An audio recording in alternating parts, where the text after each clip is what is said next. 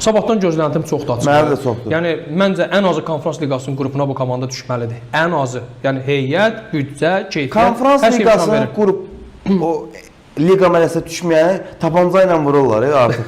Yəni sözün həqiqi mənasında mən də siyahıya baxdım. İrlandiya, Ermənistan, Kosova. Elə komandalar var. Yəni Konfrans Liqası sanki ona görə qurulub ki, Zəfər Tariqin komandası var. Yəni mütləq bu çempionatda hər ölkədən bir komanda çıxış etsin. Bir də qalıb ki, Liechtenstein çempionatından yəni. Zəfər Tariqdən var. Lincoln komandası Konfrans Liqasının qrupundadır.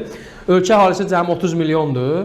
30 mindir daha doğrusu. 30 mindir və komandanın büdcəsi Ahmet təxminən 4 milyon manatdır təxminən. Amma orada belə bir nüans var. Çempion olmaqla bağlı. Orada belə bir nüans var. Orada çempion məsəl üçün Konfrans Liqası necə təşkil olunub? Tutalım ki, Cəbrayıl Tariq çempionu Lincolndur. Lincoln Red Diamonds belə bir adı olmalıdır. Elə bir ki, onlar Çempionlar Liqasında uduzurlar, gəlirlər Konfrans Liqasına. Orada uduzurlar, gəlirlər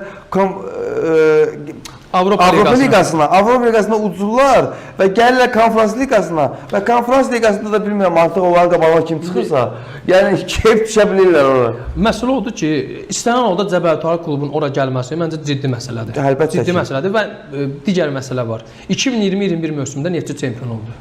Çempionlar Liqasında da ələndi, Avropa Liqasında da ələndi, Konfrans Liqasında da ələndi, axırda gəldi Premyer Liqaya. Heç birində qrupa düşə bilmədi. Yəni bu fakt çox gətirilir ki, çempion olan komanda üçün rahatdır. Heç də belə deyil, əziyyət çəkməlisən.